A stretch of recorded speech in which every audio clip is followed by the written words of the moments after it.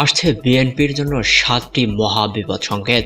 নির্বাচনে বিপর্যয় বিএনপির শেষ দুর্যোগ নয়, সামনে বিএনপির আসছে আরো বড় বড় দুর্যোগ।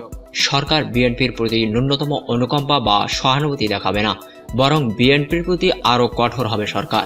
সরকারের দায়িত্বশীল নীতি নির্ধারকদের সঙ্গে কথা বলে এই তথ্য পাওয়া গেছে। আওয়ামী লীগের একজন দায়িত্বশীল নেতা বলেছেন, বিএনপিকে উঠে দাঁড়াতে দেওয়া হবে না। বিএনপির জন্য সামনে আরো কঠিন সময় অপেক্ষা করছে। সামনের দিনগুলোতে সরকারের যেসব পদক্ষেপগুলোর দ্বারা সরাসরি বিএনপি আক্রান্ত হবে তার মধ্যে রয়েছে এক, জিয়াউর রহমানের কবর সরিয়ে ফেলা। জাতীয় সংসদে বিএনপির প্রতিষ্ঠাতা জিয়াউর রহমানের কবর রয়েছে। জাতীয় সংসদের যে স্থাপত্য নকশা বিশ্বখ্যাত স্থপতি লুই কান করেছিলেন, সেই নকশায় এরকম কোনো কবর বা মাজার ছিল না।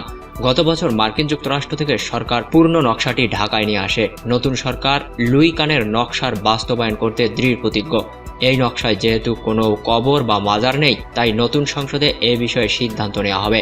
আওয়ামী লীগের একটি সূত্র বলছে, সংসদের প্রথম অধিবেশনেই এই সংক্রান্ত প্রস্তাব উত্থাপিত হতে পারে। ওই প্রস্তাব পাশ হলে চন্দ্রিমা উদ্যান থেকে জিয়ার কবর অন্যত্রে সরিয়ে নেওয়া হবে। এই মাজার ঘিরেই বিএনপি তার রাজনৈতিক অস্তিত্বের জানান দেয়। মাজার সরিয়ে নিলে যেটি হবে বিএনপির জন্য একটি বড় আঘাত। 2, নয়াপল্টনের প্রধান কার্যালয়ও অবৈধ। পুরাতন নথিপত্রে দেখা যায়, নয়াপল্টনে বিএনপির প্রধান কার্যালয়টিও বৈধ নয়। বিএনপি জনৈক রাজিয়া বেগমের কাছ থেকে এই বাড়িটি কিনে নিয়েছে, কিন্তু এই বাড়ি ক্রয়ে যথাযথ আইনি প্রক্রিয়া অনুসরণ করা হয়নি বলে রাজুকের নথিতে দেখা যায়। তাছাড়া রাজিয়া বেগমের উত্তরাধিকারীরা এই ভবন ফিরে পেতে নতুন করে আইনগত প্রক্রিয়া শুরু করেছে বলে জানা গেছে। রাজধানী উন্নয়ন কর্তৃপক্ষ এ ব্যাপারে তদন্ত শুরু করেছে। 3, খালেদা জিয়ার মুক্তি নেই। গত 8ই ফেব্রুয়ারি থেকে কারাগারে বেগম জিয়া ইতোমধ্যে 2টি মামলায় 17 বছর কারাদণ্ডে দণ্ডিত হয়েছেন। আইনি লড়াইয়ে তার মুক্তির সম্ভাবনা ক্রমশ ফিকে হয়ে আসছে। বেগম জিয়ার পুরনো মামলাগুলো সচল হয়েছে, এগুলো দ্রুত নিষ্পত্তির উদ্যোগ নিয়েছে নতুন সরকার। তাই বিএনপিকে বেগম জিয়া ছাড়াই আগামী দিনে রাজনীতি করতে হবে। 4, তারেক জিয়াকে ফিরিয়ে আনতে নতুন তৎপরতা। 2 মামলায় দণ্ডিত বিএনপির ভারপ্রাপ্ত চেয়ারম্যান তারেক জিয়া। এর মধ্যে 21শে আগস্ট গ্রেনেড হামলা মামলায় তার যাবজ্জীবন কারাদণ্ড হয়েছে। 2007 সাল থেকে লন্ডনে অবস্থানকারী তারেক জিয়ার ব্যাপারে নতুন সরকার আরও কঠোর। যে কোনো মূল্যে তাকে দেশে ফিরিয়ে তার দণ্ড কার্যকর করার উদ্যোগ নিয়েছে সরকার। সরকারি সূত্রগুলো বলছে, চলতি বছরেই তাকে দেশে ফিরিয়ে আনার সব ব্যবস্থা নেওয়া হবে। দেশে এনে দণ্ড কার্যকর করা হলে বিএনপির অস্তিত্বের সংকট আরও গভীর হবে। 5, সিনিয়র নেতাদের মামলা সচল হওয়া।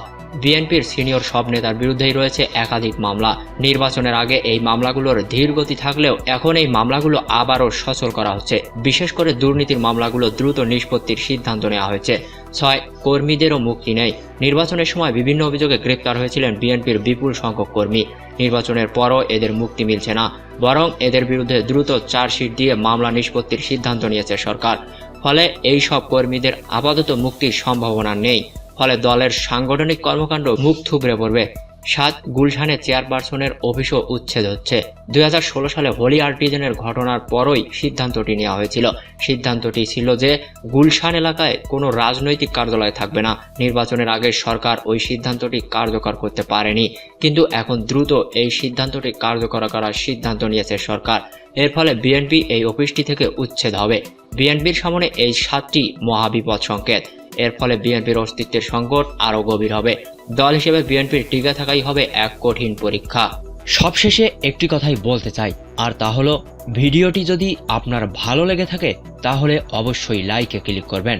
পাশাপাশি আপনার যদি মনে হয় ভিডিওটি কমেন্ট ও শেয়ারের উপযোগী, তাহলে দয়া করে আপনার গুরুত্বপূর্ণ কমেন্ট করে আমাদেরকে জানাবেন এবং শেয়ার করতে অবশ্যই ভুলবেন না। আর যদি এখনো আমাদের চ্যানেলটি সাবস্ক্রাইব না করে থাকেন, তাহলে এক্ষুনি সাবস্ক্রাইব করার পর বেল আইকনে ক্লিক দিয়ে আমাদের এই পরিশ্রমের মূল্যটুকু দিবেন। আপনার কাছ থেকে এই পাওনাটুকুই আমাদের পরবর্তী কাজের উৎসাহ যোগাবে। এবারের মতো বিদায় নিচ্ছি। ধন্যবাদ। খোদা হাফেজ।